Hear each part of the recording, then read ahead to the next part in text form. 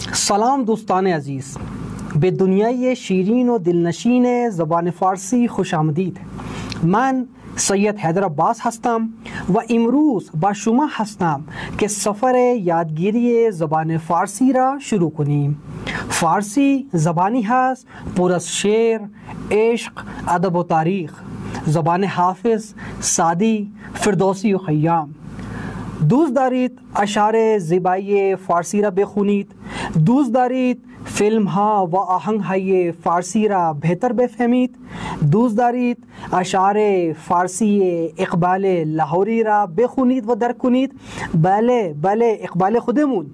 اگر پاسخ شما بله هست، این دوره دقیقاً برای شما هست.